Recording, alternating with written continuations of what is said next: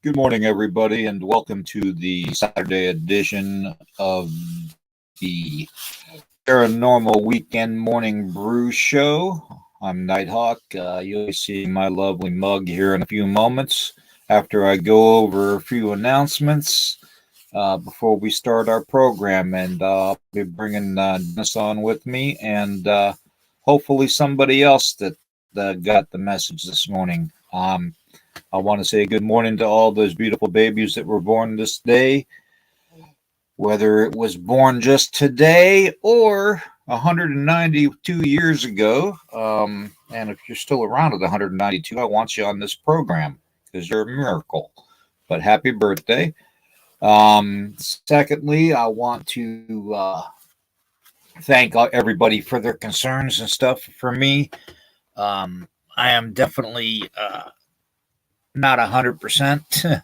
That's why I'm hoping that my third brother from my Midwest mother will come on and co-host also today. I sent the request to him, so hopefully that'll be there. I mean, I'll be on the program, but I'm just not going to be fully active right now. But let me go ahead and read these, and I'll explain later after I get done. That's why I came on a few moments early this morning. Federal law allows citizens to reproduce, distribute, and exhibit portions of copyrighted motion pictures, videotapes, and video discs under certain circumstances without authorization of the copyright holder. This is called the Fair Use Act and is allowed for purposes of criticism, news reporting, teaching, and parody. Remember that, Facebook and YouTube. Parody and criticism, which does not infringe upon the copyright under Section 17 U.S.C. subsection 107 of the Fair Use Act. Okay, that being said,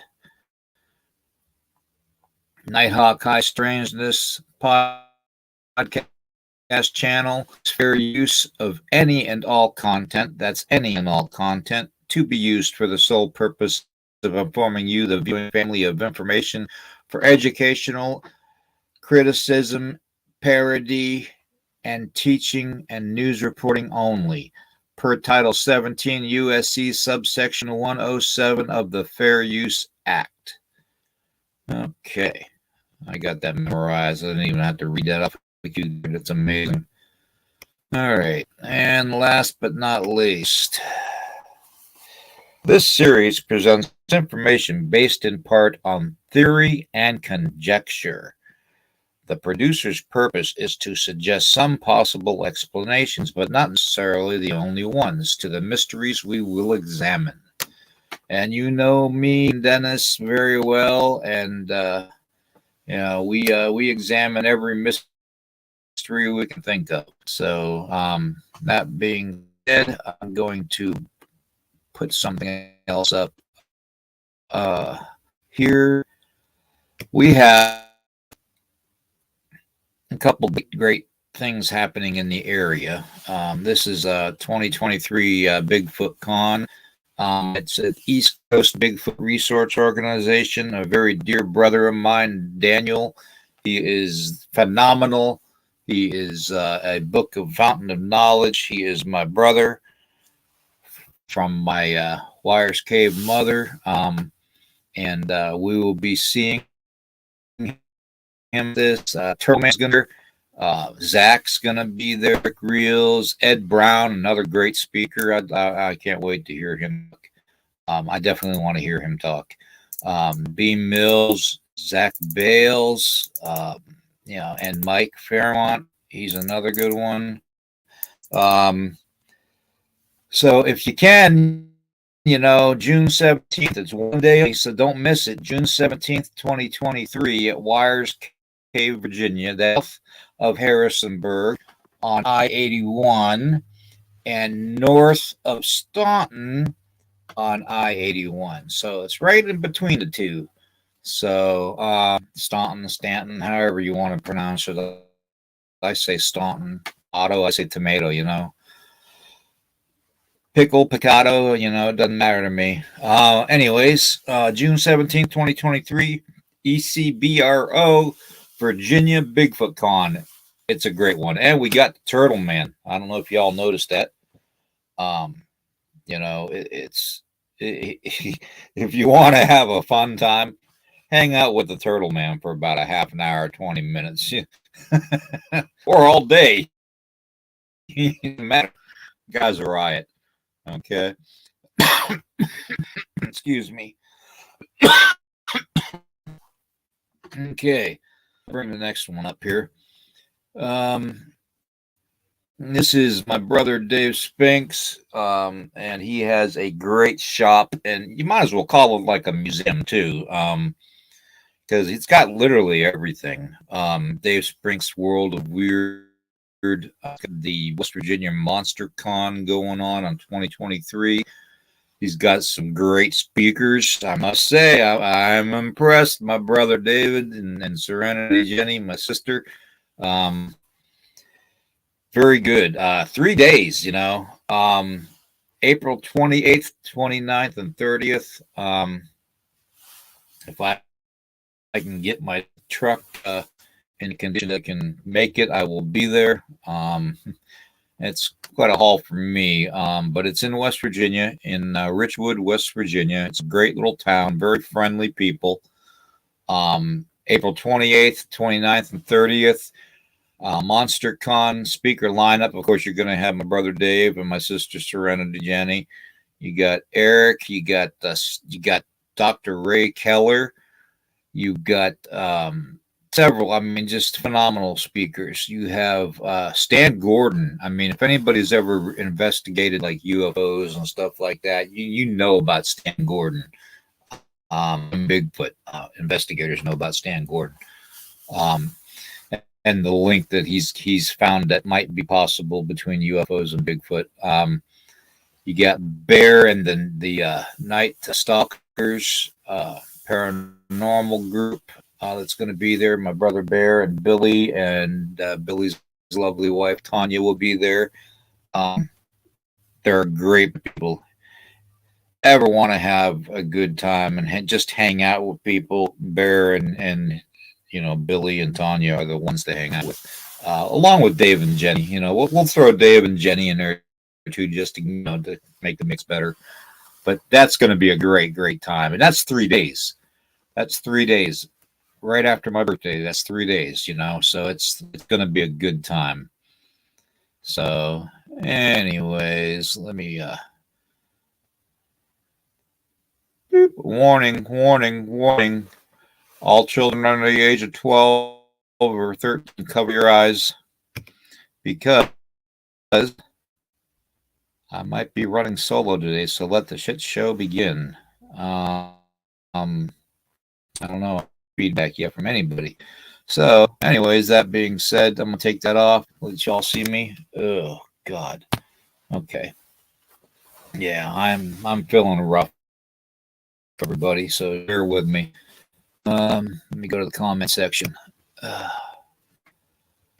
Okay, let me get my good mornings out of the way. I go all the way to the beginning here. Caster X 15, good morning. Tune and Scott, good morning. All right, Melissa, good morning. BBD. I'm gonna be all tongue tied today, everybody. So just bear with me. So, good morning to you. Let's see, Dave. Good morning, brother Dave. Karen, great to see you. Great to see you. Good morning. Good to see you, my friend. Good to see you. All right. Let's see here. Katie's in the house again. Good to see you, Katie. Camo Dad's back. Good to see you, brother. Well, you're part of the Weirdo Warrior family now, my man.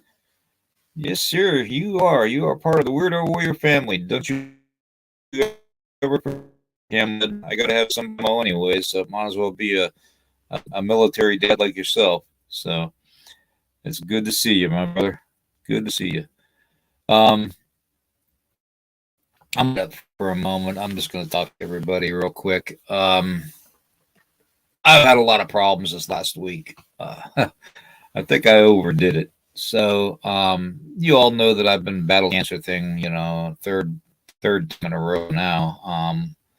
But this time it's in my lung. But funny thing, I don't smoke. I had a cigarette since I was diagnosed with cancer 3 years ago. So, and given 6, but I already proved him wrong, didn't I? So, but I just physically overdid myself this week. I got to the point where I couldn't even move my back. Yeah, my spine is degenerating. Generating at a very high pace. It seems like every other day something new pops up to where I have to go to a doctor to get figured out how to get through it. And they're talking surgery now on that, and it's just that brainstem thing and the lung thing. It's taking us to me, guys. Okay. You guys already know I'm a mosh podge of scar tissue and stuff from all the surgeries I've already had. But it is what it is. I'm trying to push it, but sometimes I push myself too hard, and I just can't do things physically. And physically, when I get that way, the best thing I can do is just lie down, and that's what I did all day yesterday. I lied down, and the day before, I literally couldn't move without wrenching and pain, where I was on my knees. Not good. Not good. It's been through this nose. And it's just not an easy way to live either. So it knocks your morale down too. I got things I got to do. I got a truck that I got to get to pass inspection. I've got bills to pay. I've got overdue bills, kinds of stuff to do. And if I don't do it, it's got to get done. So anyways, you don't want to hear that. But I think I just overdid it, and I go on last night. So I rescheduled Becoming Monsters podcast for Wednesday night at 10 o'clock Eastern evening, 10 p.m. Eastern evening time, or night time, I should say. Evening, that's like 6 o'clock to me. But yeah, 10 p.m. April 5th. On Wednesday night, we'll be Becoming Monsters. and I'm going to bring my brother Dennis on, and we're going to get into the paranormal subjects of all kinds of weird stuff. I want to leave it up to the chat. See, anybody in the chat, if you want to talk about something in particular, let me know, because I'm going to be watching the chat, and we'll see. We'll see what happens. Let's see here. Good morning, sir. If you keep rescheduling here on me, William, I may have to charge you extra. Okay. Yeah. Yeah. And by the way, Elon called and said that you got to come into the office now. You can't work from home anymore. Okay. Yeah. Elon is him and I are friends on Facebook and Twitter. So and we have talked, and I'd sure find a place where I can get about 10 acres of land and just test out one of his $10,000 homes there, Mr. Elon Musk, if you're listening. So so heck, I'd even give tours. But it's been a rough week from midweek on. So that's why I had to cancel that. Couldn't function. I just couldn't do it. But that and the fact that I was on muscle relaxants too, so being so wrenching that I really I couldn't function. But I'm here this morning, and we can start talking about whatever we want. Today will be just kind of a Well, I hope I can stay with you for the rest of the morning. I've lost power twice, and we got thunderstorms rolling through. So if I disappear, you'll know what happened to me. Okay. But I hope I can hang in there for it. Yeah. Well, what I hate about power outages, you have to go around and set all the clocks again. I always hate that. Yeah. Power outage here last week, and it was only for a brief period of time, like 5 minutes, but it was weird anything going on. And the power company locally, the Dominion Power, said that was the solar flare. And we could talk solar flare all we want, but I went outside to check at it was like 11 o'clock at night, and none of the animals were active. No bats, nothing. No deer were in the field. Nothing was active. It was super, super quiet. It was actually creepy, and the skies were very, very clear. So it wasn't like lightning strike or anything out of the blue. But there was a crispness to the air, like an electricity. So I don't know. It's the same feeling we had when we saw that ball UFO, that UFO orb. So I don't know, maybe one of them flew over and just. It was actually I think it was a 3 statewide power outage in several counties, and it basically went from the south to north, so, in a straight line, which is also like the flight pattern. So, but go ahead, tell me about your power outage.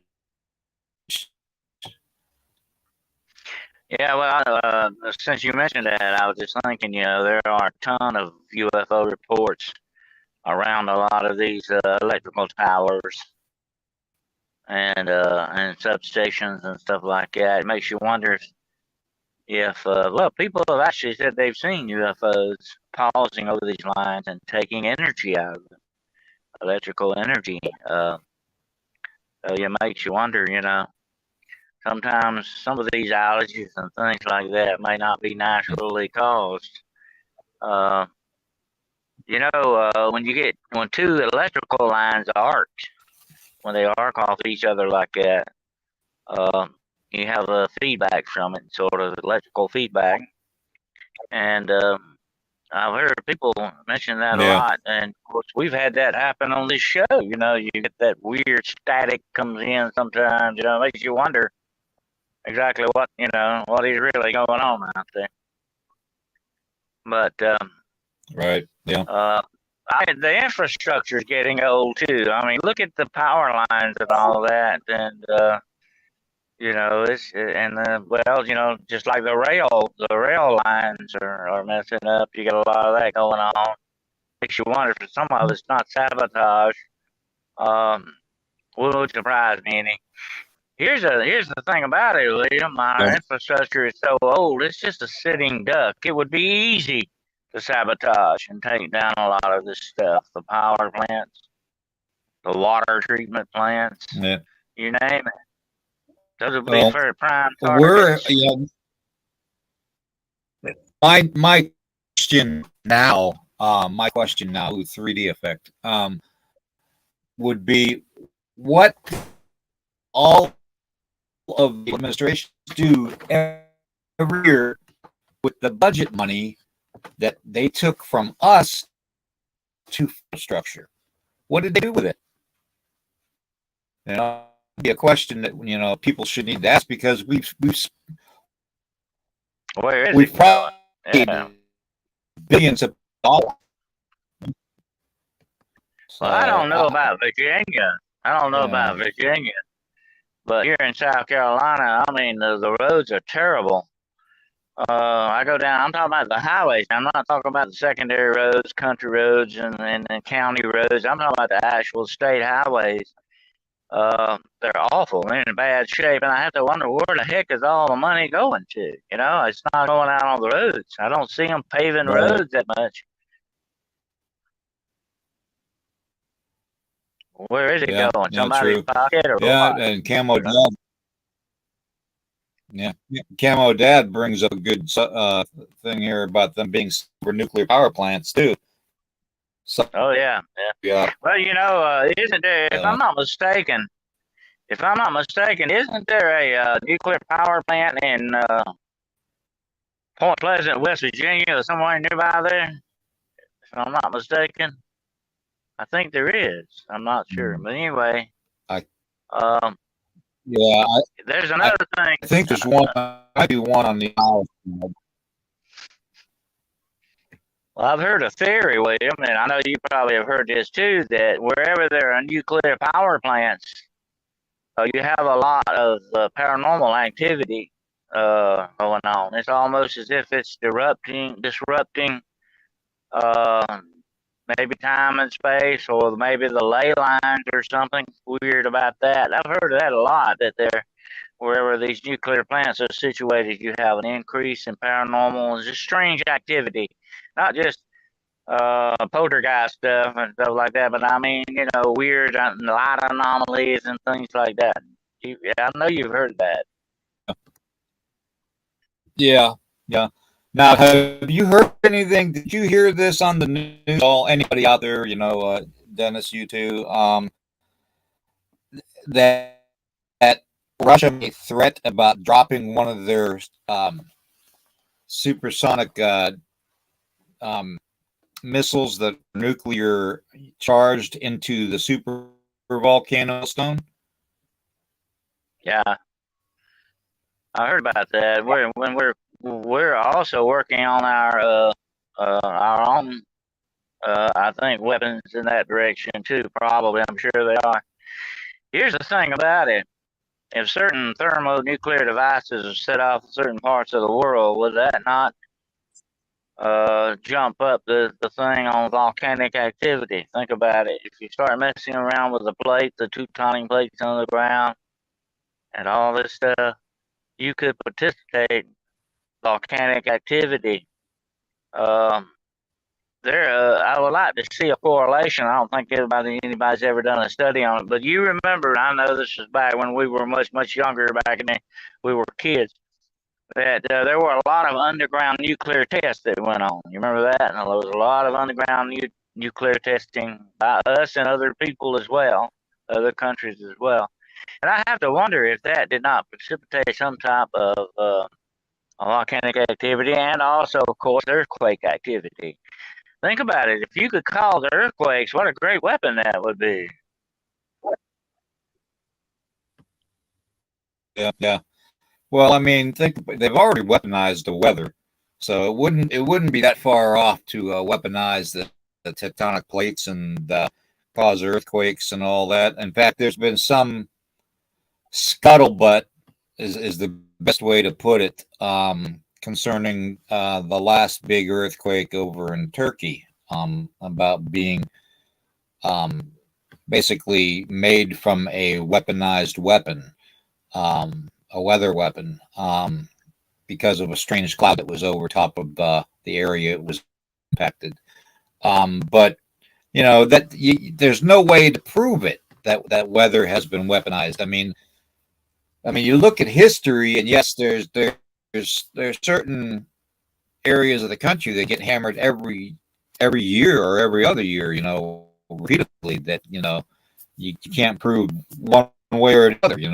But yeah, I mean, if you have a tornado in the mountains of Colorado, then yes, something's weird going on, or Yeah, yeah. if you have a dust storm along, Great Lakes, things going on. It's got to be that kind of unpeculiar of a weather manipulation that you would be able to realize, yes, it's being manipulated now. So, but it's so And hard to here's prove it, a and here's another thing. What about skyquakes? You have earthquakes, you have skyquakes as well. That sounds very manipulated to me. Um, along the coast of South Carolina, we have I can't think of the name, the terminology for it. I can't think of it right offhand. I know it like my own name, but I can't think of it. But there's sky booms. We have they call them cannons. We have these loud noises every now and then for no reason. And we're not talking about. I'm not talking about supersonic jets and stuff like that. I mean, these are just basically can be termed as skyquakes, loud booms for no reason. I think you've experienced a lot of that in Virginia. Yeah, yeah, we've had the loud booms. We've had the ground literally tremble under our feet. We've had all kinds of we've had all kinds of weird stuff here lately. Just very, very things that don't happen on a regular basis here in Virginia. So it's gotten to the point where you don't know what to expect from one day to the next when you go outside. So the weather itself is weird enough. I You think did, winter's over, but you get a couple 70-degree days, and then boom, all of a sudden you got a 30-degree day, below 0-degree nights. It's uh, really weird. So well, you have to wonder, William, what percentage of it is some kind of a natural occurring thing, or some of it is manipulated, caused by humans. You have to wonder. uh, But it's an interesting thing. Nobody's, I don't think, as far as I know, has ever done much of a study on any of this, as far as I know. no, yeah, as far as I know, they haven't done a study on it either, and that'd be interesting to find out. Just what is going on weather-wise. For a few things, one broadcast, the one live that we did with the weather, with the basically the population, stuff like that. The super volcano we discussed and all that with that podcast, and a few other things, and weather manipulation was one of them too. But you know, as far as an in-depth study, other than just speculation and theory, no, nobody's ever really done it. I don't think so. And I don't know. as an investigator, a researcher for so many years, and I've always talked about the patterns, and we talked about that before. But another thing that interests me, and here's the thing, and investigators have to get a handle on this, okay? And I think you know what I'm talking about as well. It's the things that nobody talks about. The things that, like I said, there's no study on this. There's nobody talking about it. It's the things that are not talked about that should draw your interest.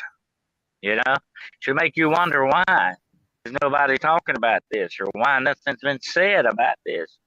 I think 9 times out of 10 times they don't want you to talk about that. They don't want you to know about it. Of course, you know what I'm saying, William. It's the things that Right. nobody Yeah. talks about that interest me a great deal. Yeah. Now, Camo Dad brings up a very good point here. Like 65 this AM and down to 25 tonight. May snow later. You got that is. That's weird. I don't think. I mean, yeah. That is just. There's not that. Other than us shifting a dimension or going to another parallel universe because of you know, CERN and all that crap that they're doing. There's really no explanation for it. I mean, it's because it's stuff that, yeah, every now and then something weird would have happened, weather-wise, but I mean, it's like every day almost something weird is happening. Yeah. So, but yeah, and that's what I say. That makes you wonder. That makes you wonder what the heck's going on with that, because what you're looking at is not naturally occurring stuff. Come on, I mean, the weather doesn't. Look at, like you said earlier, tornadoes are happening where they shouldn't be any tornadoes, like in mountainous regions and stuff like that. You got to ask yourself why. There's got to be a reason for it, you right. know. Yeah, Seneca cannons. I couldn't Right. think of that. Yeah. Thank you for that. The Seneca cannons. Yeah. Yeah. Yeah. Thank you, Werewolf. Good to see you here this morning, brother. Good to have you on. And good to you too, Stephen. It's like even today we're having like bouts of heavy rain. I'm sure you've had them down there. But even the amount of rainfall has increased whenever it rains. If you notice, it's like going from a 6-ounce cup to a bucket. You know what I mean? Yeah. It's ridiculous. Yeah. It's ridiculous. And the volume of rain, like it's flooding or something. And a lot of flooding does happen, especially here. But even like Karen brought up storms. Clearly, everybody else has noticed. But the thunder, the lightning strikes that I've been noticing have been orangish red colored and blue colored lately. It hasn't been your normal white color, or a color, I should say. Which is very strange. I mean, you never heard of it years ago, 50, 60 years ago, lightning. It was like a yellowish white color lightning bolt, and that was it, Now we got blue lightning, red lightning, orange lightning. Yeah. Crazy. And have you noticed too, William? So I mean, have you noticed the lightning bolts seem to be longer lasting than they used to be? Have you noticed that? Yeah. Yes. Yeah, that's true. Yes, that's true. So I don't know. I'd even have to hazard to guess it'd be a different type of environment to cause that to happen, which means maybe we did shift over to another parallel universe at some point in time because we ruined the one we were in. CERN, thank you very much, CERN, and that is what we call parody and criticism at the same time. Anyways, well, another interesting thing, William. We're having terminology now that we didn't used to have. Think back, you didn't used to hear about supercell thunderstorms or atmospheric rivers. I mean, they're coming up with new terms for some kind of new weather patterns here that are happening, and you got to ask yourself why. Why are these weather patterns occurring? Yeah, exactly. And yeah, Melissa, I heard about the old also the steam temperature in Old Faithful, the other geysers, has increased 20 degrees every time it goes off. Okay. Now think about that. 20 degrees. Well, they said 10 to 20 degrees every time it goes off. But even at the lowest scale, at 10 degrees per day, that thing's increased 300 degrees, you know? So it's amazing. And sooner or later, like a balloon, it's going to pop, you know? Definitely going to pop. Except when that happens, it's going to be something. Here's somebody special. Hi, guys. Hey. Yeah, true. Hey, brother. I'm bringing my brother Daryl on because I'm not 100%. I'm gonna have to go back from the other room to hear a couple times. I might cut out every now and then. Daryl's actually a better person to talk about you stuff than I am. About it, but that's not my forte as far as I mean.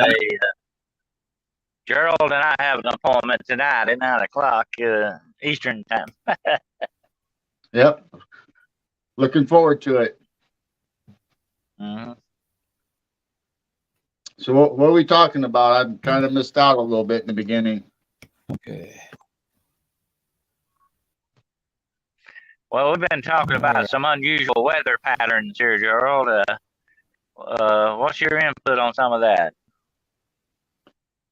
Well, last night we had horrible storms come across the Midwest, and Illinois really got hit hard and they were just popping up all over the place. I mean, just unusual of course, you always get storms, it's starting in the spring, coming out of winter, and it hits the fronts, but it was just unusual. There was at one time 20 warnings came up for us all across Illinois and Missouri and just coming across the state. And me and Chiro always talk about this, about, whether it's man-made, whether they can manipulate the weather or if it's natural. I mean, sometimes it's kind of hard to tell, but we kind of lean towards man-made sometimes. Well, here's another thing you got to look at, Gerald, is the violence of these things seems to have increased. It's not, we've had thunderstorms, we've had tornadoes, but it seems like now they're like stepped up a couple of notches. You know what I mean? Right. I mean, as a kid, I don't remember these violent of the storms. Yeah, we would have a tornado or we'd have a storm come across, but not in the multitude that we have now. And then all the names are coming up with cyclone bombs and stuff. Now, why would you name something like that unless you know how violent and how bad it's going to be and where it's going to be? And that's what I said earlier. All those years, I've followed the weather since I was a kid. Weather is fascinating to me. I've always, been fascinated and interested in the weather. But then you come up with these supercell storms and atmospheric rivers and cyclone bombs, as you call them, and all this. You got to wonder why they're coming up with this terminology. All of a sudden, the weather's changed that drastically that you have to have these new descriptions on things. That's an interesting thing. Yep, I truly do believe it. A lot of them. I can't say all of them, obviously, but they have a way to manipulate and I even steer it where they want it to go. I wouldn't doubt it a bit. Like I said before, that's a great weapon. Think about it. That you could use against an enemy or even the populace if you wanted to put it that way. There are, Gerald, there are many different kinds of weapons in this world. Some are for war, some are for population control, and some are for climate control and things like that. It's got to be so many different arrows in their quiver. You know what I mean? You Right. don't just stop with one weapon. You don't say, "Hey, I've got a cannon," and we'll just stop and leave it at that. Mankind never does that. Mankind was always coming, hey, well, that's good, but let's see if we can't make something more deadly than that, or a better weapon than that. That's just the way mankind has always been. So, I don't think they would not stop at weather manipulation, earthquake manipulation, all this stuff. Oh, no, that's got to be more arrows in the quiver. They just don't talk about it. Like I said earlier, as investigators, researchers, we have to always wonder what they're not talking about, what's not being said.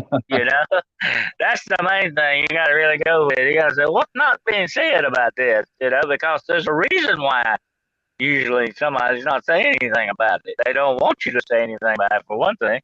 They would like to cover that up. It's kind of like I used to call the old technique, Gerald, of smoke and mirrors. That's what illusionists use, smoke and mirrors. They want, watch what I'm doing with this hand, but don't watch what I'm doing with this hand over here on this. That's the way a magician works. And they are really good at their kind of sneaky kind of magic. You know what I mean? Yep. I always use the reference of Wizard of Oz. Pay attention. Don't pay attention to the man behind the curtain, and he's back there pulling levers and making things. And I mean, that's exactly how they operate. It's don't pay attention to that. Don't pay attention to that. No. Yep. We'll see you there, coming dead. Anyway, the whole thing is, to me, I would not doubt a bit that this, and I think a lot of this, Gerald, is experimentation. Okay, it falls under the headline of experimentation. They're experiment. A lot of it's not that they're just evilly going out and doing this. They're running experiments, but who best to experiment on than your general population? Think about it, and we're the guinea pigs, whether we like it or not. I think they look upon us that way, in that aspect, that way too. Hey, let's try this out. Nobody will ever know what we're doing anyway, kind of thing. I think a lot of that goes on as well. I think there's a lot of experimentation in this. Well, I was talking earlier about the Seneca guns, as they call them, off the coast, and yes, they have been heard supposedly since the 1700s, or back before records were kept anyway, by the European settlers. Anyway, you got to remember that South Carolina, very much like California, has a lot of faults, naturally occurring faults, and there's been some bad earthquakes. Matter of fact, my state of South Carolina is long overdue for a bad earthquake. Okay, believe me, it's long overdue. And there's a lot of places in this state. And you have to wonder, wherever there's some kind of volcanic and earthquake activity, you have these weird sounds that are, noted, and sometimes even weird light anomalies that may be associated with some of these things. But now a lot of that may be, like I said earlier, experimentation by the government too, And they utilize these things. Hey, some of this has already been heard or seen there. Let's go ahead and do something there and nobody's going to pay attention to it, or we can get away with it by doing that. So they use that as a cover-up, in a lot of these areas, like the Martha Lights and all these different places where there are night anomalies, like the Brown Mountain Lights. And I know there's a lot of night anomalies like out in the Midwest as well. And they use those areas, I think, for their experimentation too, because it's a good cover. The government always works for good cover. Yep. I mean, it's not like they haven't experimented on us before. We've heard all the reports during the war and what they did to the black community. It's just amazing that they have the goal to do this to their own citizens, and inject stuff in them without them knowing it, and just to see what it does. I can't imagine that they wouldn't use, HARP or whatever they want to do, sending the radio waves out to control a weather front. Or, I mean, just the other day, there was a report of the 50 to 70 tremors right there in Yellowstone. So you can't tell me they're not jacking around with that too. Oh, yeah, that's true. And, They know they got away with it before. They do it again. That's how they operate. Uh, that doesn't bother them that way. And here's another thing about it. Um, if they're so good at that, they're not going to stop. That's part of their job. They're very good at it. And I think a lot of this experimentation goes on out in plain sight. We never really realize it. But like I said earlier, nobody's talking about it. Yeah, not to change the subject for the most part, guys, but I want to say something about Karen's comment there. Humans are just commodity to others these days. We're born into being a commodity. You flip your social security card over on the backside, and you'll see your commodity number and your enslavement number. Social security cards are a basic false flag as far as I'm concerned. It's a way to control people. You know what? The way, you know what somebody once called a social security card? A lab label. Yeah, and that's what it is. That's what it is. We are commodity. We are cattle. We are the cattle to the 1% elitists that run this country. Okay, the presidents of the world don't run the countries. The administrations of the world don't run the countries. It's the ultra rich that run the countries. Okay, the Rockefellers, those type of people, and there's enough said about the Rockefellers. Back in 1939, I believe, 1932 or 1939, Rockefeller changed the way to tune musical instruments to the A1440 key. Okay. Well, the A1440 key, when you play that key note, which I believe is 471, you play that note with 528, one of the most sacred numbers in geometry, and or in numerology, excuse me. You get what they call a devil's key. Okay, they say if you listen to that note for a very long time, you will die. Okay. Now, that's just, to me, that's just proof that we are just cattle. We are just cattle being led around our whole lives, being fattened up by all the preservatives and stuff that are in the foods that you buy off the grocery shelves, that you buy from the 11 companies that own the world. Okay, and BlackRock owns their money, and reinvests their money, and owns parts of those companies. Each one of those companies, it's amazing. It's absolutely amazing if people actually studied it and realized that slavery has not ended. Okay, slavery has gotten a lot more underground, because it's gone from just being traditionally your African American slaves that were brought here, or your Native American slaves, that were captured and used for slavery back in the days. It's the Irish slaves too. Yeah, the Irish slaves. But I'm gonna say that's what I said before, William. Okay, the insidious part of this all, the downright despicable and insidious part of this all, is that the chains are still on us. We are still slaves. It's just that the chains are invisible. They're still there.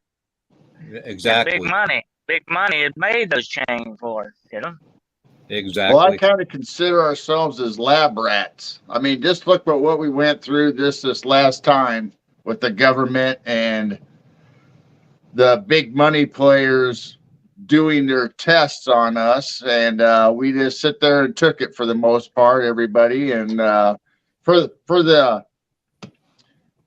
the love of mankind, experiment on their own people to say this is the best thing for you. You need to do it and push it. And when it all ends up being as a money maker, That's how they justify it, Gerald. That's how and like Werewolf says here, with the invention of the industrial age, the rich had the industry, but they needed us to do the work. That's right. They need us. They need us to do their work for them. And that's why I think in some aspect they're afraid of us so much, okay? Because if we turned on them, they would lose their power. We take their power away from them. Therefore, that makes us a commodity, but also an enemy in that strange kind of a relationship. Yeah. Yeah. And then you got to figure, if we did turn on them, then what's going to happen with the world? Who's going to be in charge? You don't need some militant that's hot headed to be in charge of the masses. And I say that because I was once that militant. And we all know that because I've talked about it before. I brought it up, part of the American Indian movement and all that from the 70s and 80s. So, I was definitely a militant, indigenous person that wanted to fight for his people's rights. And a lot of times, didn't go anywhere, but, getting in trouble for it. And, so, I mean, it is what it is. But, when it comes time, when you have an oppressive regime, like currently all the countries have, from Russia to China to Iran to uh, Ukraine to UK. When you have an oppressive regime of ultra wealthy people, there's only so far the wealthy ultra elites.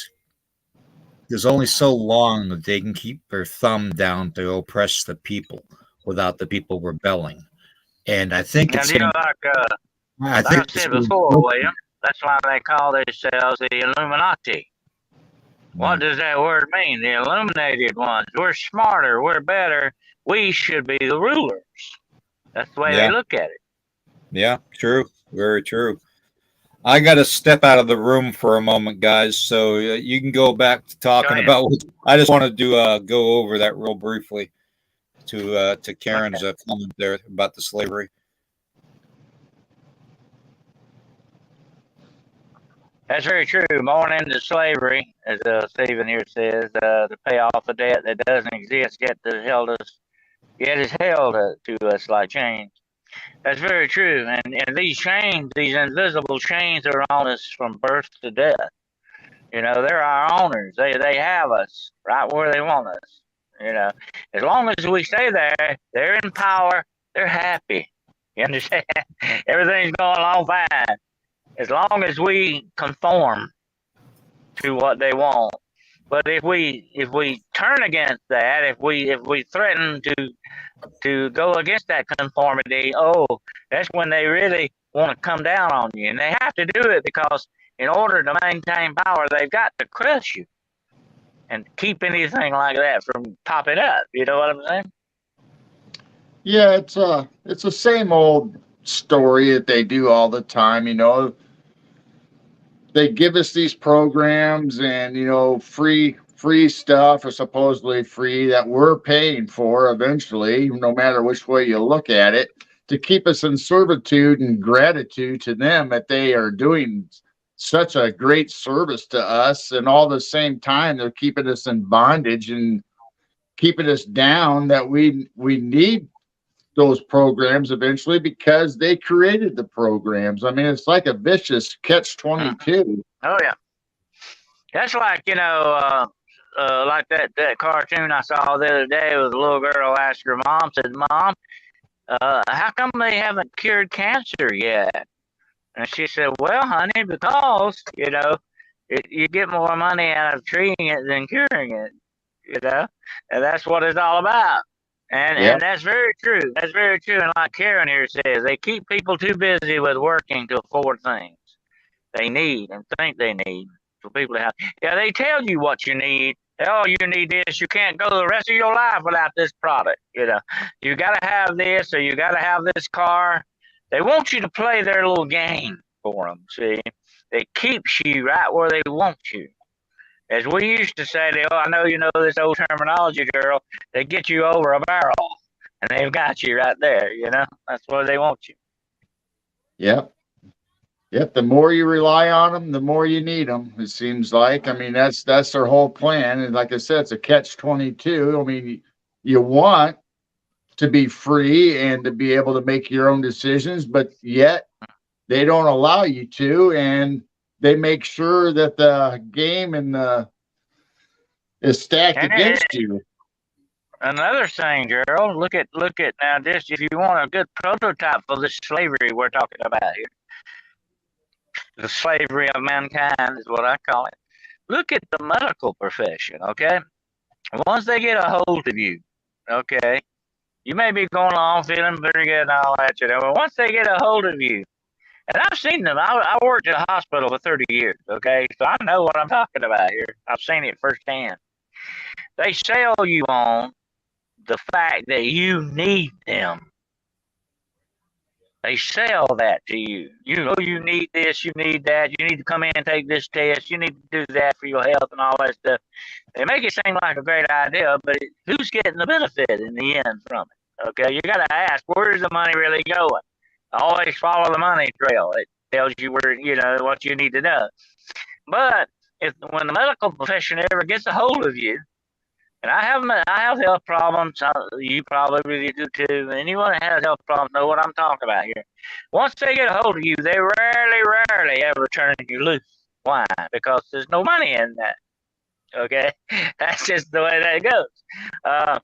Have you ever think you'll ever have a doctor come up, put an arm around you and say, well, Gerald, you're okay. Don't come back and see me anymore. You're not going to hear that. You're not going to hear that. I'm sorry. But it's too much money. And you come back in 3 months now. Okay. Why is it 3 months, by the way? Why is it not 6 months? Why is it not a year? Okay. Why not just come back when I need you? No. Come back in 3 months. Okay. But anyway, that's the way the medical profession works. And it says you need this. They sell their sales on you that you need this, whatever it is, this test or whatever it is, for your long life and all that stuff. I've known a lot of people I've known some people that never ever went to a doctor that lived long and fruitful lives very well. It's like Mark Twain once said, find out who your doctor goes to and go to him. You got to find out what they're up to, and I've watched doctors. I know a lot of doctors, and I understand how they work and all that. And I know how this medical profession works, and it's all a business, okay? It's a business. Back in the hospital I worked at, we had a plaque in the front of the hospital that said, dedicated to mankind, and I always wanted to put a little ad thing of it, and don't forget to bring your money. Because that's the way it works. Yep, there was only one time that I know of, and it really wasn't a doctor. It was a friend of the family. Their grandmother was taking all this medication that they kept prescribing to her, because it started off with one medical problem and a symptom, and they gave her prescriptions, and those prescriptions caused other side effects or other problems. So then they prescribe it medicine to take care of those. Medication. Yeah. Right. Yeah, they had to have and more they had her medication. on so much medication that she was almost like non-responsive. She wasn't the same person. It was almost like she's developing Alzheimer's and in the end of life almost. And when she went to here's another thing, girl. Okay, they give you this medicine, and I'm not a doctor. I've never even played one on TV, by the way. But they give you all this medication. They don't know what it's going to do to you. Come on now. They really don't know what it's going to do to you. They really don't. It's a gamble, okay? They're playing with your life here, you know what I mean? They don't know what it's going to do to you.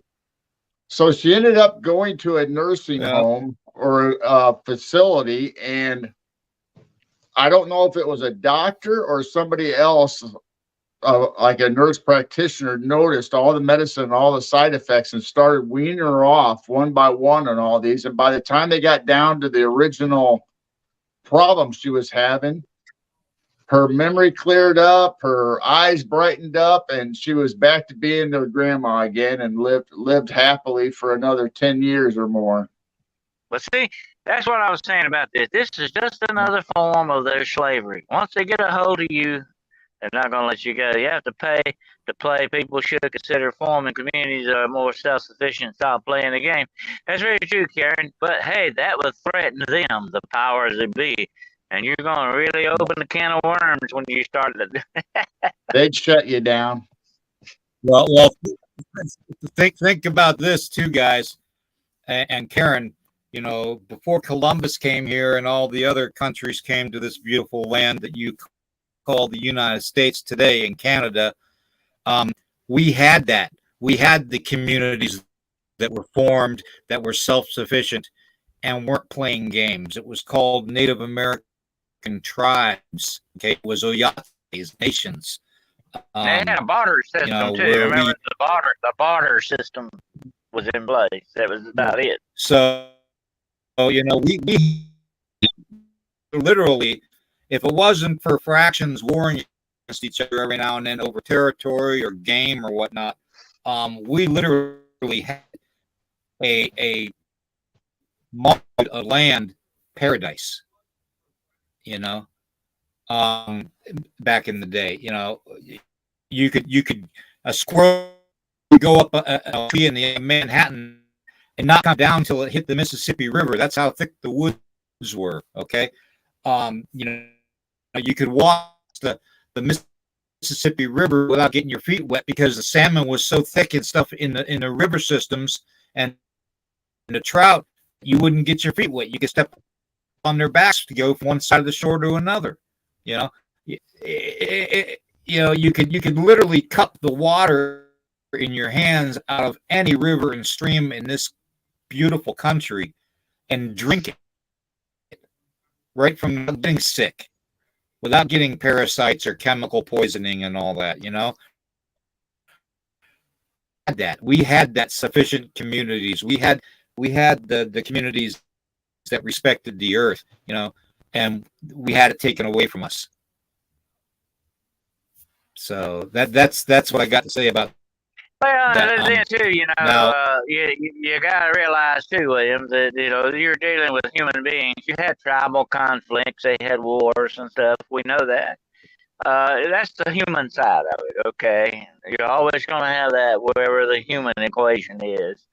But the more natural way to live was the perfect way to live. That's the way that man was meant to live from the very beginning of this creation.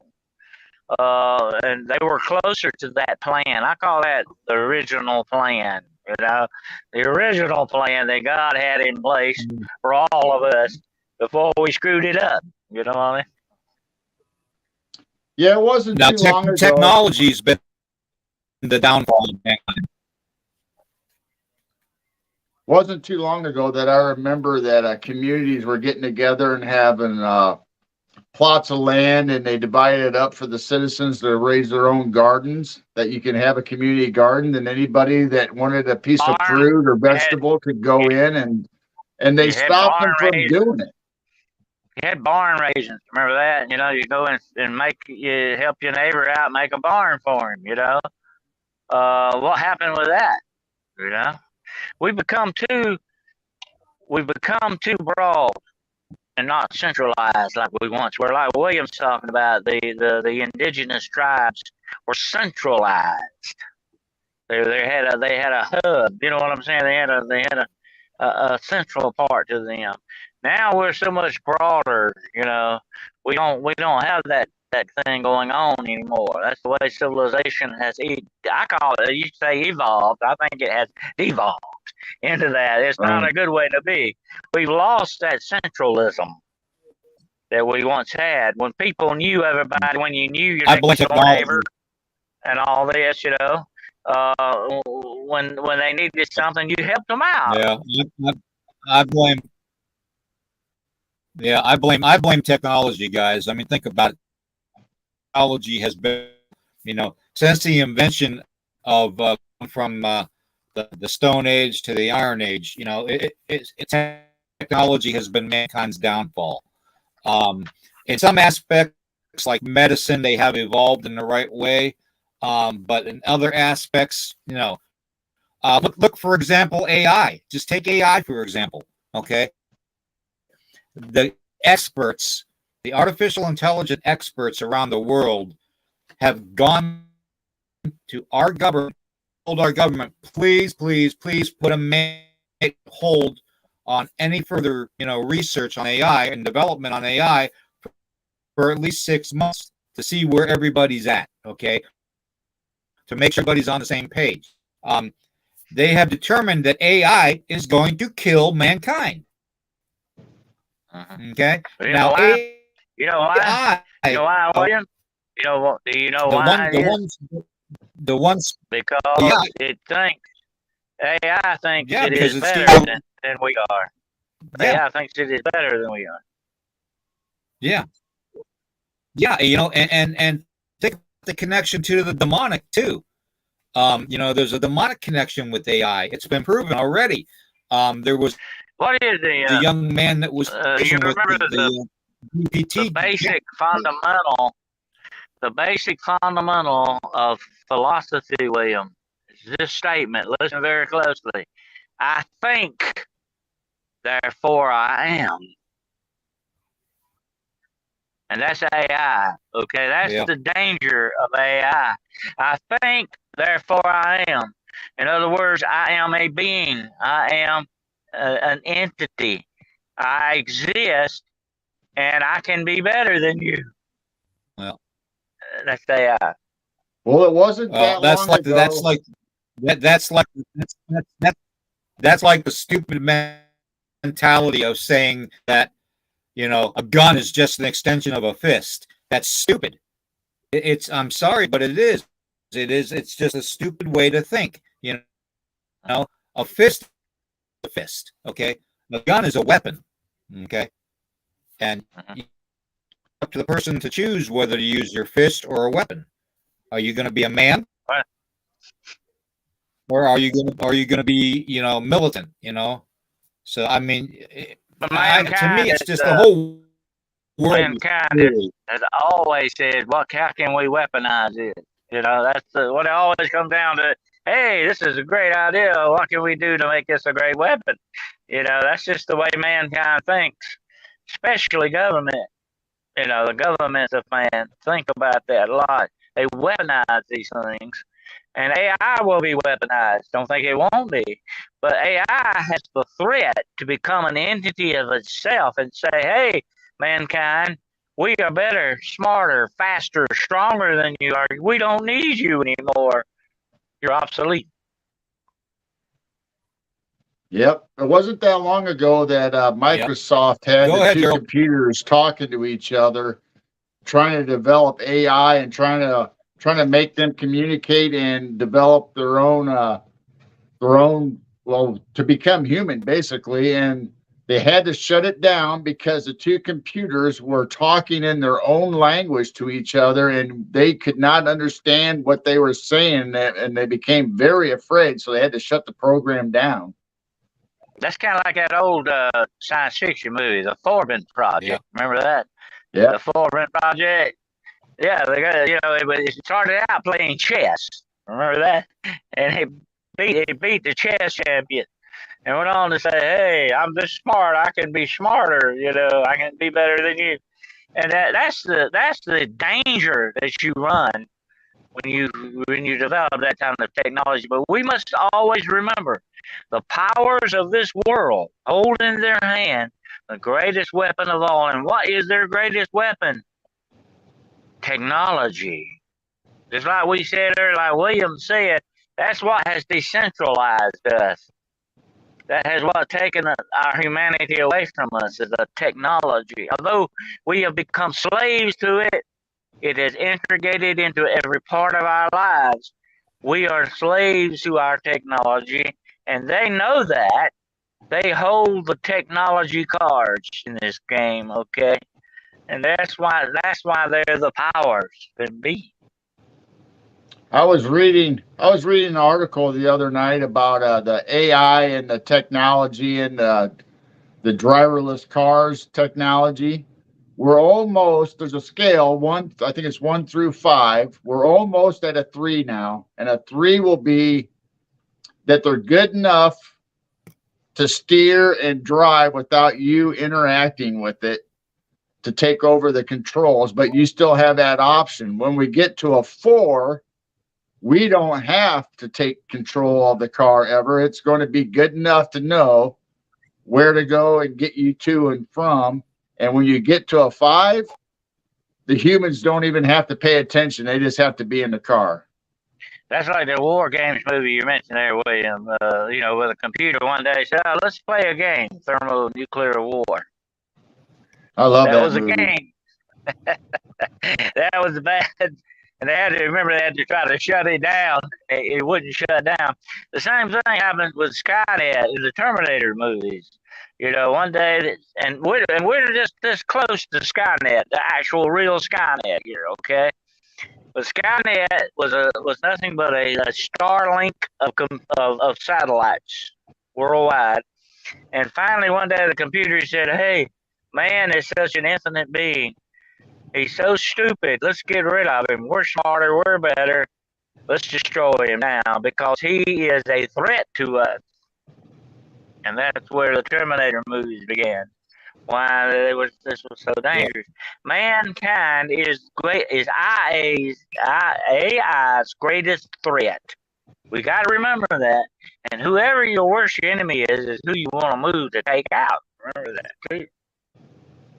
Well, I just saw a report the other day that we have 3 companies besides Elon wanting to put satellites up in the air, and each one of them has like 70,000 satellites that they want to put up in the air to create their own internet. And I can't imagine that it's not for them to all link up together and to communicate. And listen to this, Gerald. If you put enough satellites up there, what will you have? You can have your own what? Matrix. Think about it. And along with that, they're going to put satellites up to have internet up to 4G on the moon. Yeah. So, if that's not troublesome, why would you need internet on the moon? For God's sake. They already had better videos and better communication from the moon than we do sometimes right here at my house on the cell phone or internet. Well, they probably need it for their secret moon bases there, William. Girl. Yep. Yeah, as soon as they get that net of satellites up there where they're covering the entire globe. Uh-huh. Go ahead, William. Were you going to say something? Yep. Yeah, I was just going to say, what I wonder what kind of connection there already is with AI and some of the craft that we're seeing flying around in the sky. What's to say that a lot of the orbs and stuff that we've been seeing, or the UFOs we've been seeing, isn't because of our own military super secret program, Black Ops, having their own AI development already, and maybe they do have their own Skynet. That's a possibility. And, it would not surprise me a bit that a lot of these times that UFOs are seen, they're using that as a cover-up for their own experimentation and blaming it on UFOs. We know that. They've done that in the past. We know that without a doubt. They still continue to do that, So you got, here's the bad thing about it. Just like, look, Gerald here, he's a UFO researcher. Midwest Skywatch, Nightwatch. He's into that. He knows what I'm talking about, and I've studied UFOlogy for a long, long time. They've muddied the water so much. The government has muddied these waters so much, we can't tell what's real and what's not real anymore, and that's the way they want it. You understand? Yeah, we would have my mom over before she started failing in health. She would come over for Sunday nights and weekday nights, and we'd sit there and watch TV. That was Mom's thing. She loved watching her shows, and a commercial would come on, and I could still tell, obviously, that there was computer animation and there was real life figures. And my mom would look at me. She goes, "Is that real?" She goes, "Was that, did that really happen?" I said, "No, Mom, they're using computers to generate most of that." I mean, it was getting to the point, even for her, you know, not to be able to tell what was real and what was fake. And therein is another great weapon. Okay, think how that could be utilized to control masses and make it a weapon against the in that respect. Just like William and I have talked about the Matrix before. What if these people are controlling their own kind of matrix? You know, what if it's going that way? And if you put that many satellites in orbit, I guarantee you could create illusions of anything you wanted to in the sky. I mean, you could make another moon up there if you wanted to. You could show a lot of things on there, and people would have to say they would not know what is real and what is not anymore. And that it would be a bad place for mankind to go to. Trust me. When you don't know what's real, what is true reality anymore, that's a bad, bad situation. They have AI and holograms down so well that they have predicted that they are going to be able to make full action movies, that they do not have to have a living person in it at all, and it'll be just like real life. You remember the movie Sky Captain and the World of Tomorrow? Remember that? Yep. It had only live actors. All the rest of that whole movie is CGI. The cars, the backgrounds, everything. The only thing real in it was the people. That's only one step away from what you're talking about right there.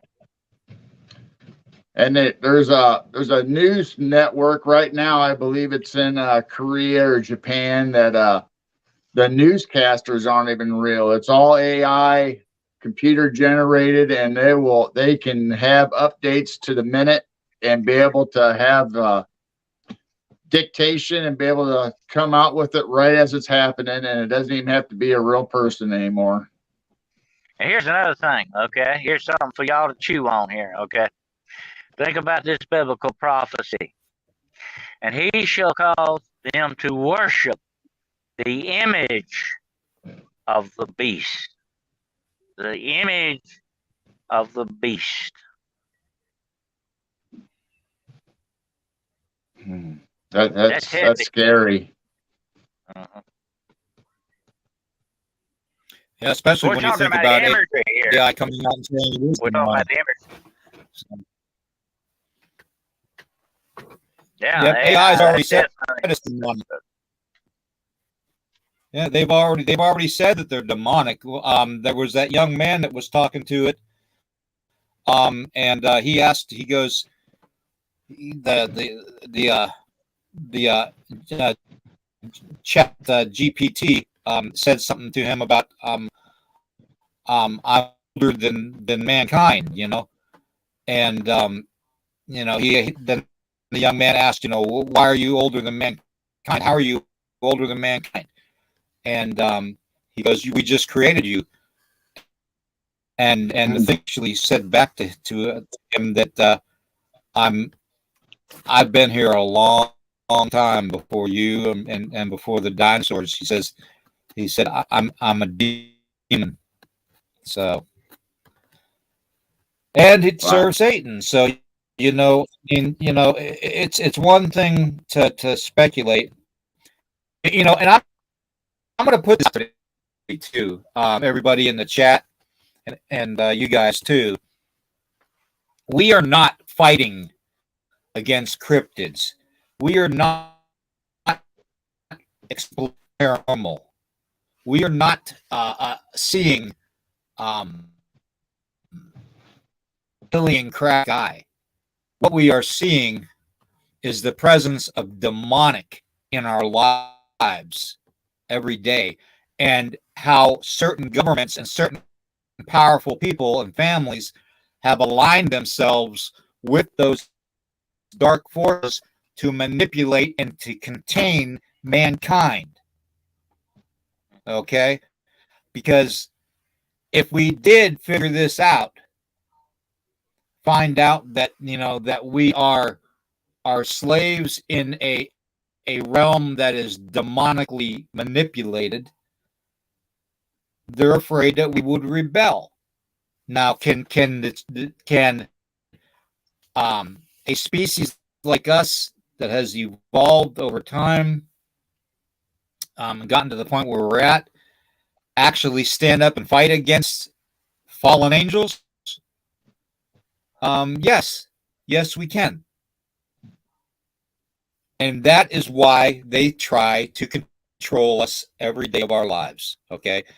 It's simply the demonic trying to get its way, for the future, because it's going to come down. William, it's going to come. So, but William, that is all part of the demonic plan. That's the way it was from the beginning of this earth. It shall be till the end. The demonic forces have already tried to manipulate and then control and corrupt humanity. Okay, they've already tried that one time before with the Nephilim and all that went on. Remember that? We've talked about that before. They're trying it again in this new age now with technology and AI and genetics and the mutations they can get from genetics and all that. It's still the same old demonic plan. It's still going on. It hasn't changed. It's just some of the chess pieces are different now than it was before. And it's all part of the plan. And that's who's behind these rich people, these people with power. That's who gave them the power. You understand? That's who gave them the power to manipulate this game against humanity. And it's a dark, deadly, dangerous game that we're playing with them. And they know that. And that's what is behind every bit of this. Yep, it's the same old. I mean, if mankind would just, yeah. Whether it's what do you want to call it, good versus evil, or go ahead, Dennis or William.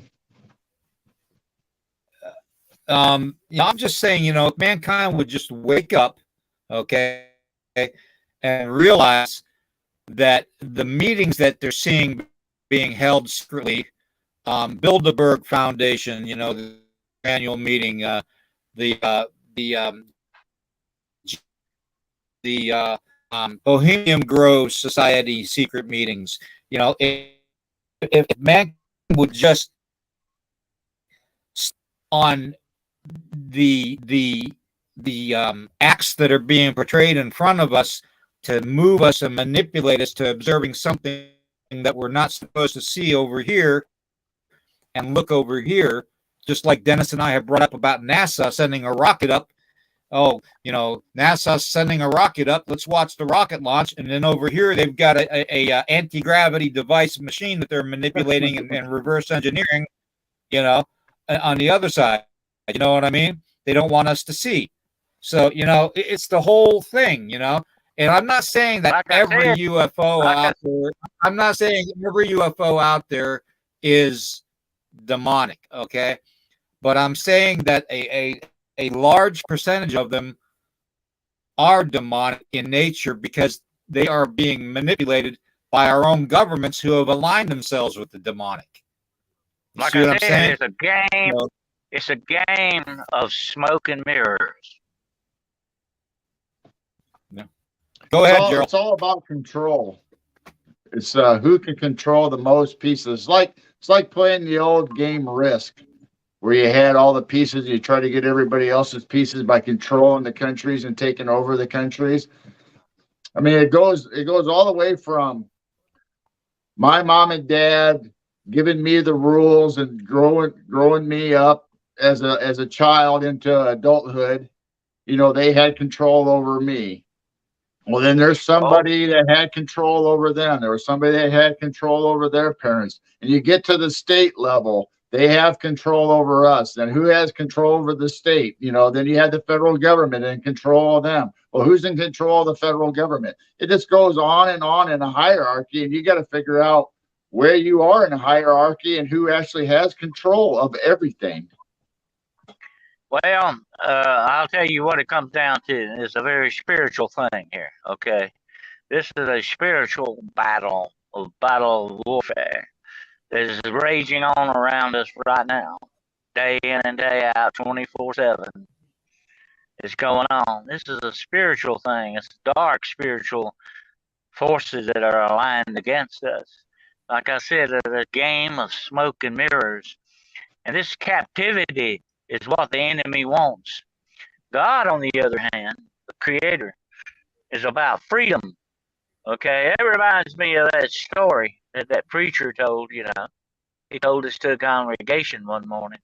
He was on his way to church to preach that morning. And he saw this little boy on the side of the road. The little boy had a bird cage. He had two mangy birds in the cage, And the preacher stopped and said, "Hey, son, what are you doing with those birds?" And the boy said, "I'm going to have a little fun with them, and I'm going to kill them, I guess." And the preacher said, "Well, don't do that. I'll buy those birds from you." And the boy said, "You will?" He said, "Yeah." I said, "I'll give you $5. Give him the cage and all." And the little boy says, "It's yours." So the preacher took the cage on to church with him. And he set the cage up on the pew, and he said, "I want to tell you something today, okay?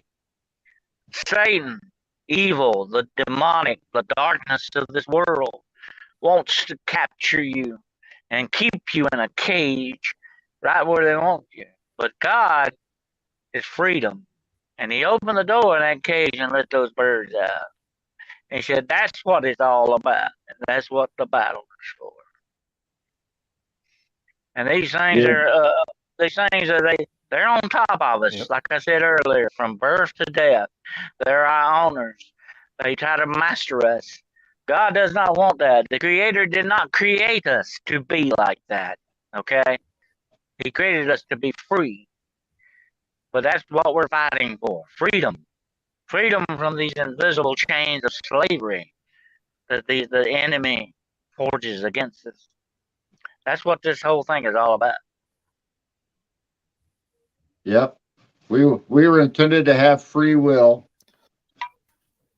And they have succeeded so far in taking that out of the equation for us and keeping us down. And once you take free will away from people, they lose all hope. So it's good versus evil. Well, like somebody once said years ago, Gerald, you shall know the truth, and the truth will set you free. I think we know that person, don't we? I think so. Sorry, I had to. Yeah, it's that woman. It's that woman with the smiley face. I don't know if you noticed. That woman with the singing bowls. It's the little smiley face has the little kisses on the cheeks, So I had to put that up, because it had the kisses on the cheeks and all that. The heart. Oh, let's see. We're just picking. Yeah, the whole aspect of the AI thing is very, very frightening, if you ask me.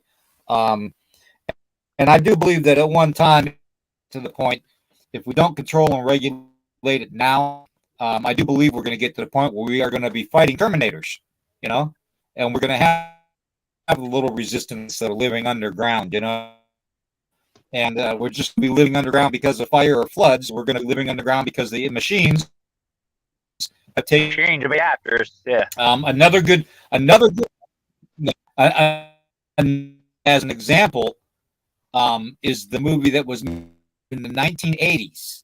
Okay. And one of the all-time best hard rock and roll group was the soundtrack for it. Now, I'm putting it out there because I want everybody in the chat. I'm going to give them one crack at it in the chat. Tell me the name of the movie from the 1980s that had the whole soundtrack done by a musical group called DC. Whoever can answer that, the first one in the chat that can answer that correctly. Oh, Karen got it. Karen got it. Maximum Overdrive. Karen got it. All right, Karen. I need your mailing address so I can send you some stickers. Okay.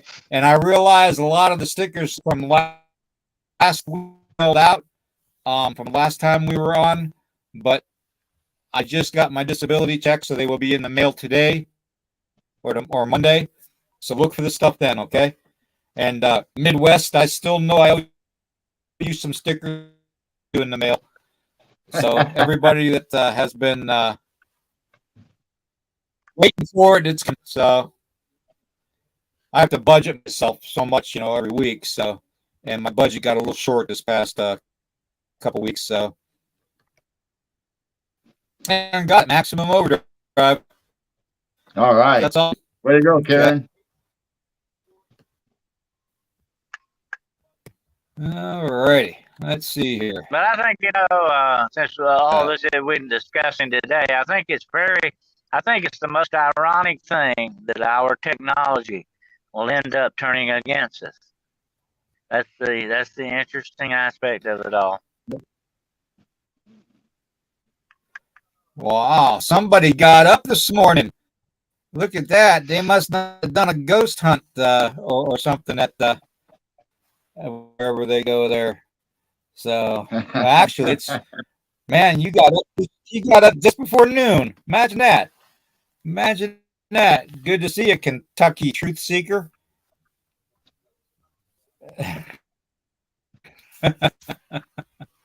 Good to see you, brother.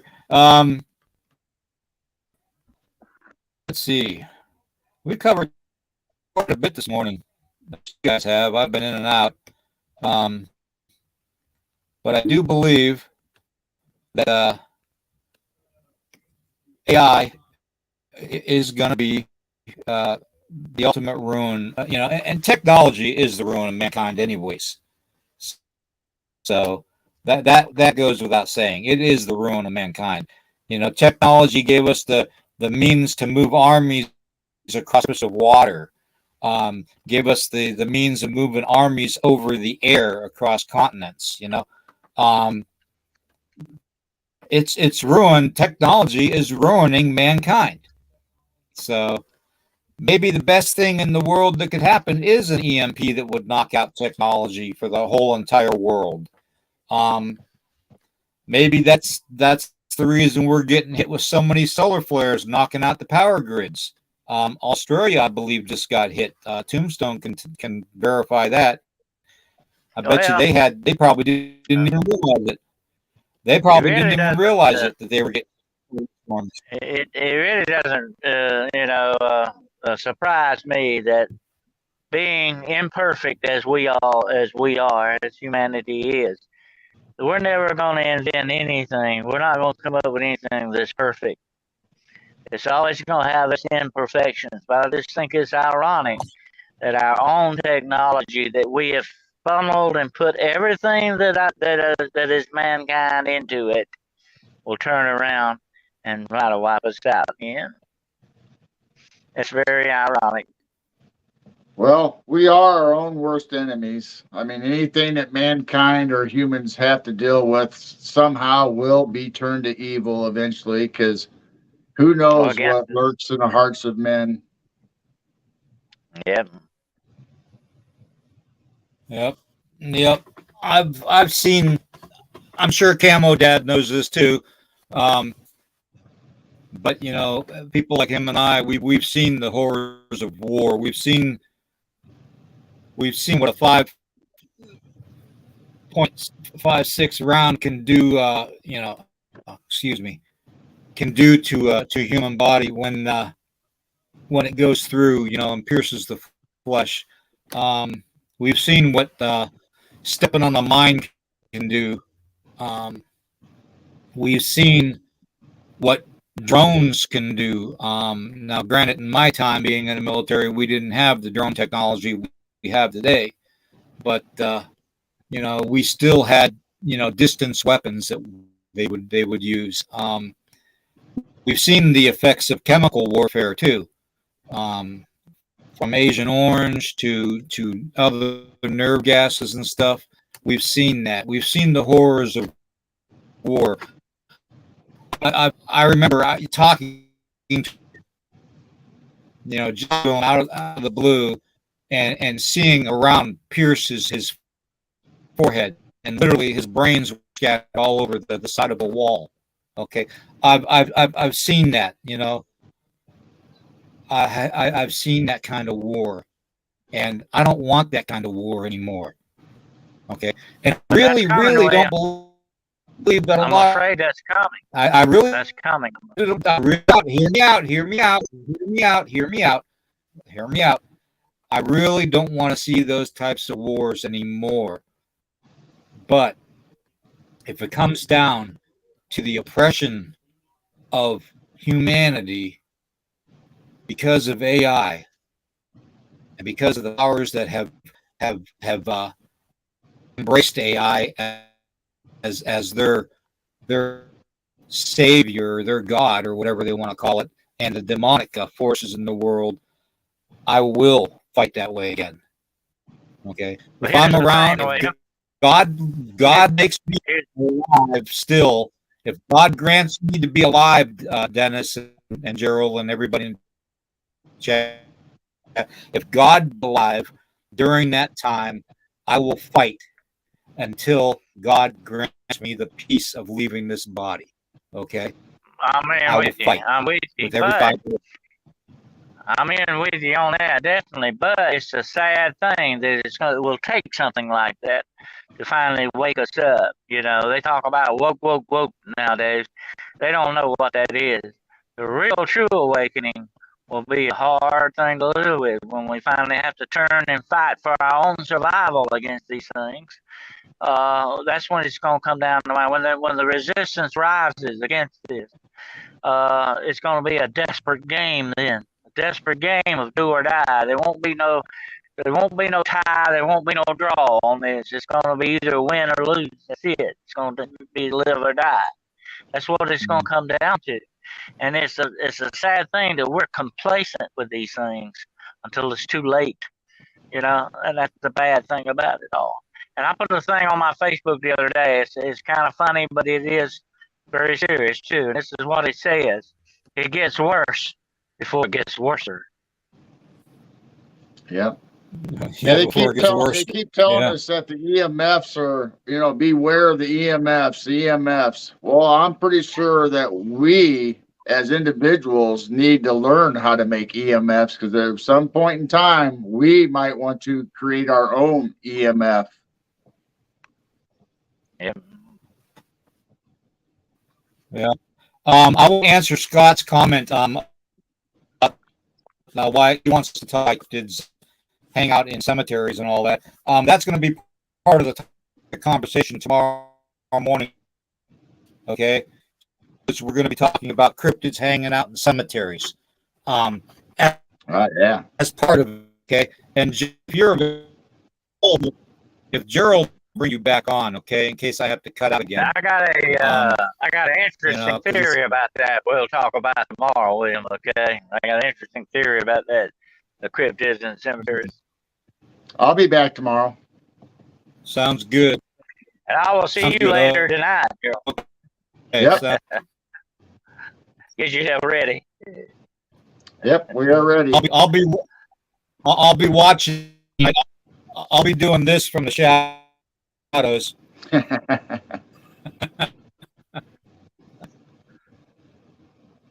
Well, there's no anyways, we are my favorite saying.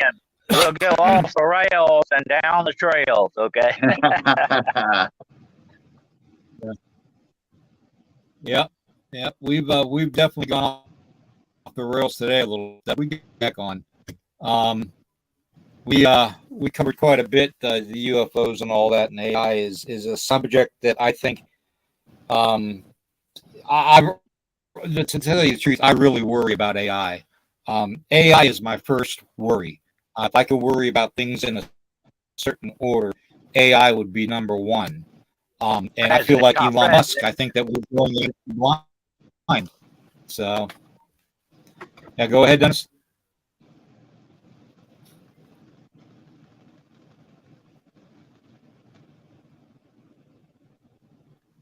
It's sort of like, I look at AI like a 5-year-old playing with a loaded pistol. Sooner or later, something bad's going to happen. Yeah, electronic Russian roulette.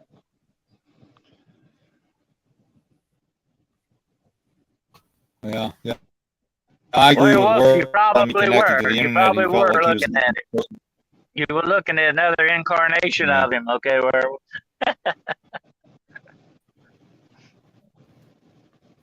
Yeah. Yeah. I remember what So William tomorrow Shakespeare morning said. we'll be. Remember what William Shakespeare said about the devil? He said he often appears as a pleasing form. Don't forget that. Right. Hmm. Right. All right. Well, guys, Gerald, I want to thank you for coming in here today. Help me out. I had to go out and do a little bit of medication and stuff while you guys were talking. So, but it will bring you back tomorrow too. I'd like to make it a regular thing though with you with Gerald. So send me your email again in Messenger so I can set you up for coming on Nighthawk High Strangeness podcast channel and having your own podcast. And you can talk about whatever you want to talk about. So just don't delve too far down the rabbit holes because that's my area. But you have everything else. You and Um, Alice is down there with you. Little girl named Alice. well, Alice. Yep. yeah, and remember, I'm going to be hopefully I can do this sometime after tomorrow's podcast until Wednesday. You're going to see a whole new background. I'm going with changing the I call it the storage room into a real podcast channel. So looking at it now, I've got my work ahead of me, and hopefully I won't overdo it again. But I'm going to get it all organized, and you'll see a whole new background behind me when I'm done, and hopefully you all will like it. I still have the Native American stuff up, on a different wall. It's I think it's going to be a lot better. So, but that being said, you can tomorrow's podcast. You can rest assured that there's going to be a new background, and it's going to be a background, and it's not going to be a green screen or any crap like that. Because I'm sorry, I don't like green screens because you can tell the human in it is just it's almost animatronic the way it looks. The outline of the human body. I don't like that, so I'm going with the all natural thing. So you'll see what I mean. Hopefully it'll work out to be pretty cool. I hope everybody will like it. I got one for the Becoming Monsters background, and I got one for Into the Red Rabbit Holes background. And I'm getting one for the Paranormal Weekend Morning Brew background. So, but it's going to be all new background, and that's why I need help. Okay, guys. If you have any suggestions, still send prayers into. I'm dealing with a lot of technical issues too, because the powers that be don't like the comments and stuff that are being made, and the basic discussion topics that we have. In fact, I'm surprised today they didn't shut us down. We are allowed under the Fair Use Act, okay, to criticize, to news report, to parody, to everything else under the sun. Use portions of, and not have to worry about copyrights and stuff like that. And to protect our rights and freedom of speech, we have that also through criticism and news reporting, and education and all that, through the Fair Use Act. But and you wonder why I bring so often. In fact, I put it down below. Right now, I've got Gerald's information down below, and Werewolf's information down below. Or is it Darkwoods? Let me see here. I forget whose it is. I think it's Darkwoods. But anyways, I bring it up so much because they try to use things to shut channels down. Okay, we all know that because I went through it already. We went from having 500 subscribers on YouTube to now we're 150. We need to bring that up, everybody. If you think you've subscribed, you need to go back and double check it, please, and resubscribe, because you're not going to be on there. You're not going to receive notifications and all that. Hit that notification bell so you can be informed of all lives, because you never know when I'll go live. I was going to go this Thursday night, but it didn't work out that way with me getting injured. So anyways, make a long story short, we just need to make sure we protect ourselves by doing the copyrights and all that, and before and after each program, put it in banners and stuff. It's in this banner here for the morning show. Let me see here. Oh, come on now. Yeah, see, it's in certain banners too. Because we have to do it that way. Okay. If we don't, and that's why I have that big picture in the beginning, from the FBI, Federal Bureau of Intimidation, basically showing the actual rights to our podcast and other podcasts like Jessica's podcast, the Cryptid Huntress, or D.A. Roberts, podcast, or Tom Cardo's North Carolina Cryptids and Paranormal, or our brother Carlito's podcast. I can go on and on, different people's podcasts. Gerald, you're starting up your own. Dennis, from your own that you have to protect yourselves. Otherwise, they're going to try and shut you down, plain and simple. If they don't like the subject matter that's being discussed, they will shut you down. Okay. It happened to me, and I was literally almost times as many people, subscribed as what I currently have. That's how they get you. That's how they knock you down. So if you can like and share, I want to thank Camo Dad for being back on here, and everybody, and David and Melissa and Steven and Scott, Karen, but I want to say thank you in here. Thank you for supporting the channel. Bear with me. Every now and then I'm going to have my health issues. And Gerald, if you don't mind, if it comes to a point in time where I can't physically be here, I would like to ask to see if you could possibly make time to do it for me. Okay. To be my stand-in with you and Dennis, because you and Dennis seem to have a good rapport with each other. So I don't think anybody would miss me at all. But it's getting to the point where I'm going to need somebody every now and then to stand in for me. I don't want a pity party, but it's progressively getting worse. I'm just going to leave it at that. Okay. I love all the prayers and all the the kind comments and stuff, but it's progressively getting worse. I can feel it. And I still have the it's like being a dog in a fight with only two legs, rely on to keep steady, um, and the other two just don't work anymore. That's the way I feel. Um, Harold, I appreciate you doing really do. That means a lot to me. Um, and God forbid if something does happen here in the future, I want you all that you need to question everything. You need to, okay, you need to question. You need to stand up for your rights. Okay, you need to stay strong.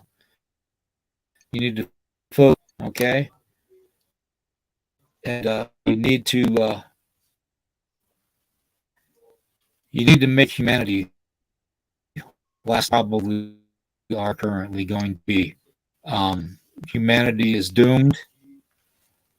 I've seen it in my own dreams and visions that I've had, that there is a force coming.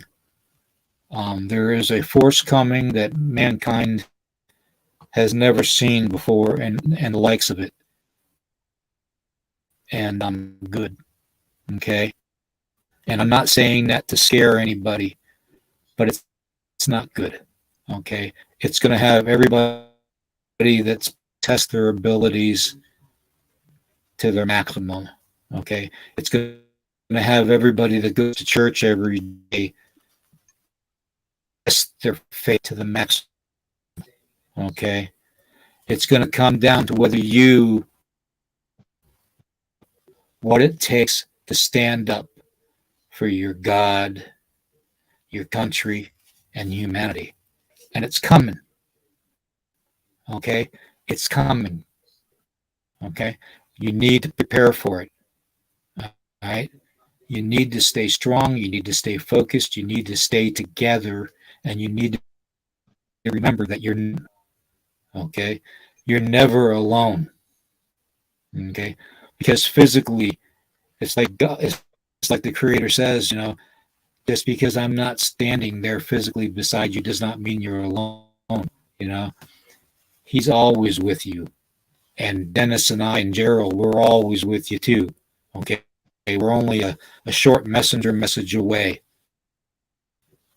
As long as we have breath in our bodies, we're going to be communicating to you guys. And if this channel shuts down, you'll have Gerald and you'll have Dennis. Okay. And I'm sure that they know how I feel, and they'll continue the fight. It's been a lot lately. I just, my mind, I don't even know how to describe it. I'm learning that I'm definitely becoming closer and closer to the spirit world. I can feel it. When I wake up in the morning after sleeping a few hours, it's like I don't want to wake up. It's like my body just wants to not continue, and the only thing that's making it continue is my mind. I don't know why. God has graced me with continuing.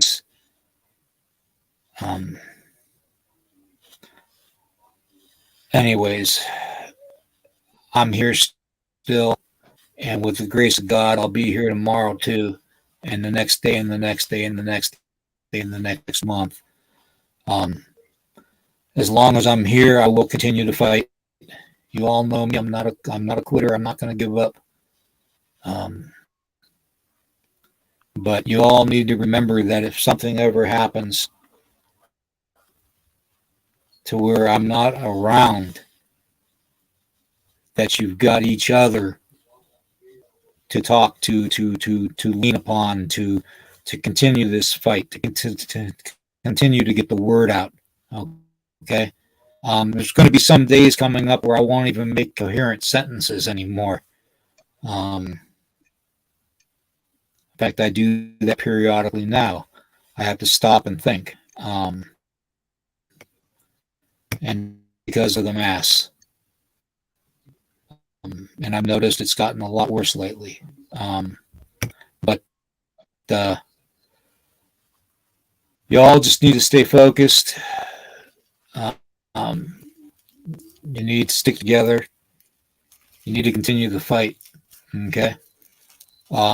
Gerald, send me your email so I get you hooked up on StreamYard here for Nighthawk High Strangers podcast channel.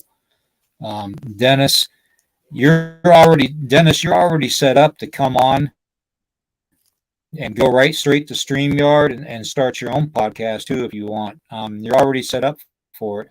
You have the same powers that I have being on this channel. So, if you want to do something on the channel, you can do that too. Okay. You have that authority. You don't need me to send you a link. Yeah. Neither one of you will need to send you a link anymore. Okay. So you both have the same authority that I have to start and run a podcast channel and all that, and do your own banners, that kind of stuff. Okay.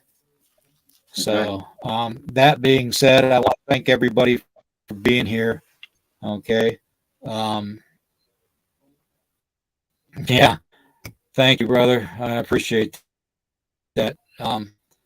Good old Kentucky Truth Seeker. I need to talk to him too. I need to call him. Bear, send me your number, please, in Messenger if you could, so I can give you a call. I'm gonna need to talk to you. Okay.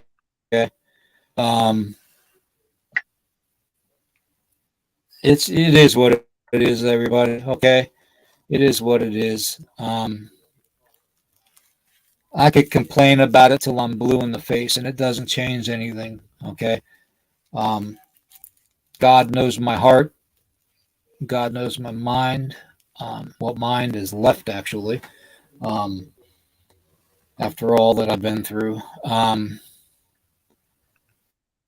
But, I wanted to say I owe everybody an apology to everybody for not being able to come on last night. But we are going to make it up to you Wednesday. All right. That's when we'll be discussing the Mothman. And that's because somebody wanted us to in the chat, and we're going to bring that up. But we will see everybody tomorrow morning, Eastern. Hopefully, we'll see everybody back in the chat. Josie, Thomas, Kentucky Truth Seeker, Camo Dad, Stephen, Karen, Katie, and everybody, your boy, David, Scott, Werewolf, and Ashley too. You all 10 a.m. Okay. And until then, I want to wish everybody a good day. Enjoy your day. Get out and live. Don't let the of what's going on in the world keep from going and enjoying your life. Okay. Because if the world's going to end, there ain't a damn thing we can do about it. Okay. We can try as best as we can. But, when it comes down to it, what are we going to do? If they want to drop nude, who gives them?